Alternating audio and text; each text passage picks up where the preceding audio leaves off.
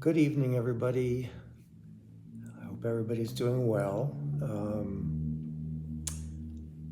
Let's see, today, oh yeah, I told you yesterday that I was going to be seeing get some blood drawn and see the cardiologist today, the heart failure doctor, which I did both. And first of all, today was one of the most humid days I have ever felt in Philadelphia. It was just a nightmare.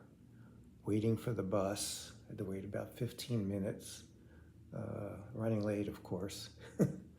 And just standing outside was just oppressive. It's been a rough summer, at least for me it has. And for a moment I thought about walking, and I thought, no way in this heat and humidity I'm going to make that. So anyway, I waited for the bus and finally got there, got my blood drawn, and then saw the cardiologist. And my experience with this cardiologist, I've been seeing her a couple of years. She's a very nice lady, very, very nice. And I think she's quite smart. The thing of it is she's, to my experience, my perception of her, is she is not a very good listener. And I find that difficult. I think she does listen, but she doesn't seem to listen. And I don't know, everybody's been to the doctors these days, and you know everyone knows how it goes here in the United States, that doctors are so busy, they're seeing patients one after the other, after the other, after the other. They have to, put everything on the computer, document their visits and all that. So what far too many of them do is they document on the computer while they are seeing you. So they're not really seeing you, because I'm sitting back here where my hand is, and she's sitting at the computer like this the whole time, just about. I mean, she did examine me, listen to my heart, listen to my lungs. But when I was speaking, she was on the computer. A couple times, she would turn around and talk a little bit, and then back, oh, and you said da. And that was it. And so any attempt to start a conversation about, this situation, which she's very aware of, but it just went nowhere. So, excuse me. So during the visit, I just thought, you know what? This doesn't matter. It doesn't matter. If it mattered, if it really mattered, like if I was working with a cardiologist to get better, to improve my health status, if I wasn't in the phases of dying, it would mean more. And I would maybe either say something to her or find a new doctor. Like I said, she's very nice, seems very kind. I don't dislike her at all, but she just doesn't seem to listen. And then I'll say something, and then she'll repeat it, and it's not quite what I said. So, yeah, I just don't think she listens well. I don't know why. It doesn't matter why. Like I said, the case is, if I still needed a cardiologist, needed somebody to work with me to get me better, I don't think I'd keep her on. But since that's not the case now, it doesn't matter. She writes all of my cardiac medications, prescriptions.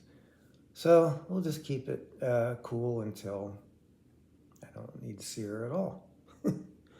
And so my next visit with her is the beginning of December.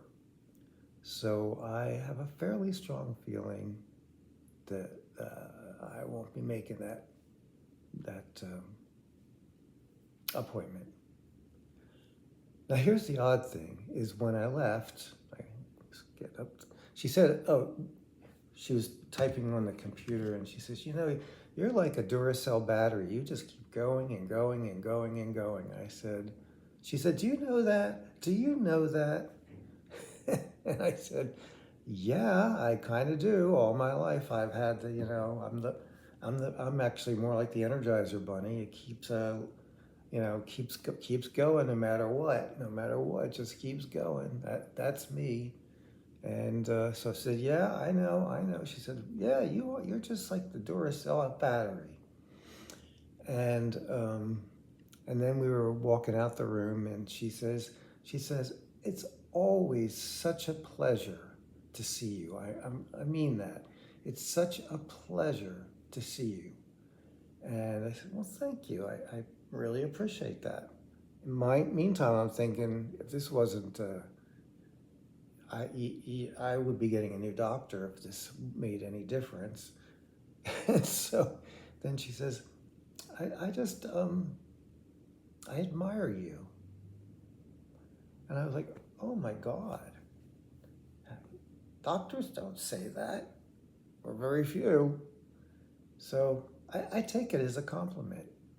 She admires me and my persistence, my desire all my life to just keep going and do what I got to do and keep it going until like now. So anyway, that was interesting, and it was sweet. It was sweet. I appreciate that as being a very sweet thing. So then I went down to a little store right across the street, got a couple things. And took the bus back, came in. It was, like I said, ghastly hot. Couldn't wait to get back into my apartment. Came in, made my lunch, and went to lay in bed. It was nap time. Took my medications and laid down, and took a little while, but I did fall asleep for a bit. And it was a really deep sleep. It was another one of those, I was out, like really out of it. And I woke up, and this, like I said, this doesn't happen very often. It happened once more fairly recently, where I go into these, which is new, these very, very deep sleeps. It may not last long, but I am like, I think the apartment could fall down and I wouldn't know it. And I woke up from that and I felt refreshed. That's something I just, like I said, I've experienced today, another day, and maybe another day I can think of fairly recently that this has happened. But for years, I haven't felt refreshed by sleeping at all. But I did today. It was one of those days that I went out like a light and woke up on my own. And wow, I was like, whoa. I felt relaxed, really relaxed. It was very nice. And wasn't time to get up, so I just, laid there, watched some videos on YouTube, and dozed off a little bit on and off. But and then went downstairs to have a little bit of meditation with my neighbor. We didn't meditate though, we just kind of talked. And here I am.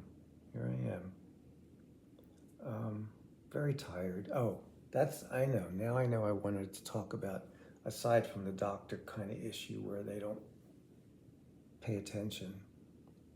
It's just part of the way things are now, sadly. 90% of them do it. 90%. I love that my palliative care doctor doesn't.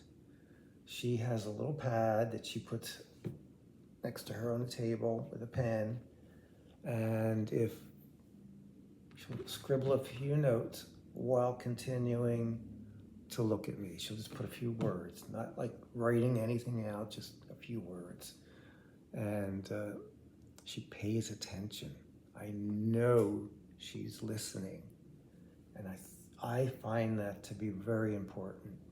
Whether she's my palliative care doctor or my GP or whoever, it doesn't make any difference. That's the way it ought to be. And it's not that way now because of the way our system is set up. And it's just really, really not good. It doesn't mean the doctors are bad. It just is the way the system is set up, and it really stinks. It really stinks. There's no other way to put it. So anyway, I'm not going to go on about that because anybody who's probably watching this gets it. So the other thing I was going to talk about is I am becoming, I've been for a while, but I'm becoming really forgetful to the point, like not forget like I forgot that something happened, but that I speaking with someone and there's words, I just can't get the word. The word doesn't, I can see what I want to say in my mind. You know, I can see the object, but I can't come up with the word of what it's called. And it's happening pretty frequently. And it's uncomfortable because I'm talking to somebody and I'm like stuttering and I'm like,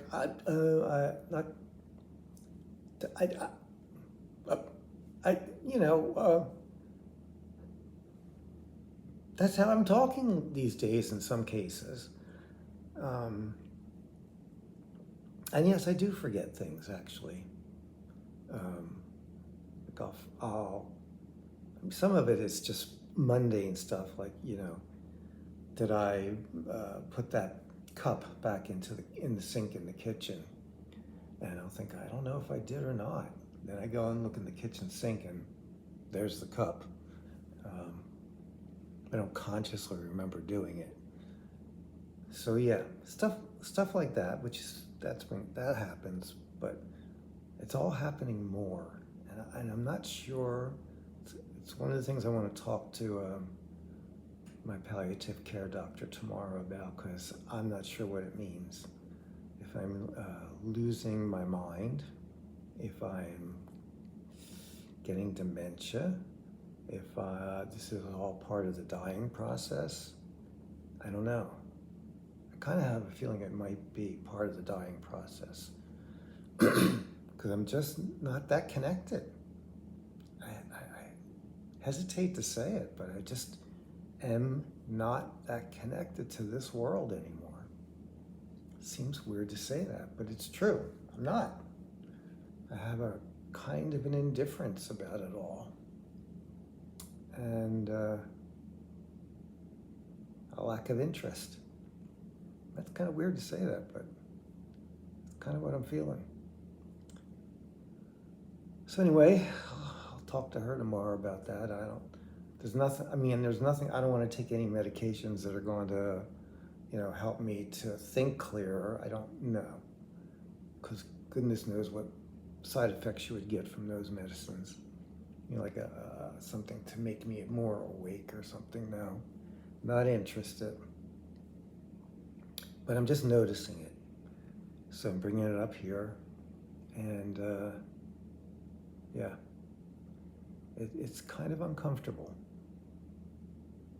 I'm talking to other people and I can't think of words, like a lot. And so that I noticed today. I'm very, very, very tired, even though I had that, nice part of a nap. But I'm still exhausted. And I'm exhausted all the time. 100% of the time. So, 2 weeks today that my friend Pam comes. 2 weeks. Gotta hang in for 2 weeks. And when she has come and gone and I've gotten everything else done business-wise that I'm going to need to with her, I feel like then I'll be able to just relax and let go. Because then there won't be one other thing that I'll need to do to prepare, for when I die, so that she can take care of things easily. That's my concern with her.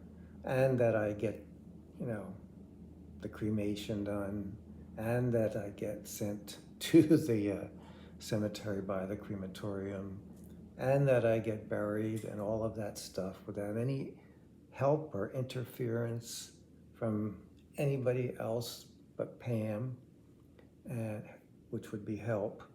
And I just want to just know that that's all set up, and the financial situation and all that will be all finished after Pam comes.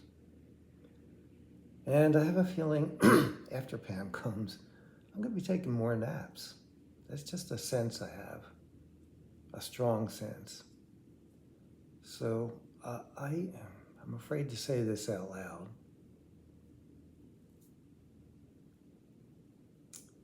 But I feel it from time to time. There's days I feel like I've already said, I feel like I'm not going to make it to the end of the day, or I'm not going to wake up the next day, or won't make it till the end of the week, or whatever the case may be. I feel like that off and on. Like it's things are coming really fast. And then there are days or moments, more likely, that I feel like, this could go on for a while, which is okay, sort of. Not too long, mind you. But what I was going to say is that my sense is that after Pam has come and gone, this might move on rapidly. May not. It absolutely may not. But I have a really pretty strong sense of that.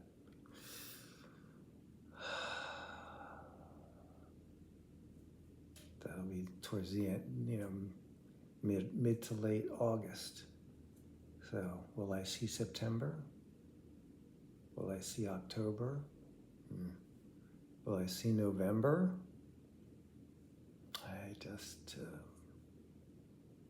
I don't know. I just have a kind of feeling that things are going to go pretty fast after Pam leaves. And that's okay. Don't get me wrong, it's okay. Either way, it's okay. So yeah. Anyway, that's enough. I'm tired, and you're tired. Probably, I would be. Anyway, I hope this helps somebody. I really hope this helps somebody to just feel not alone, to feel not unusual, to have kind of an understanding of maybe what's happening to you. I didn't have this until recently, when I found some stuff online that really helped me to understand that I'm not going crazy. This is actually happening to me. And yeah. So, as always, thank you. Thank you for listening. It really helps me a lot, and I appreciate it. I really do.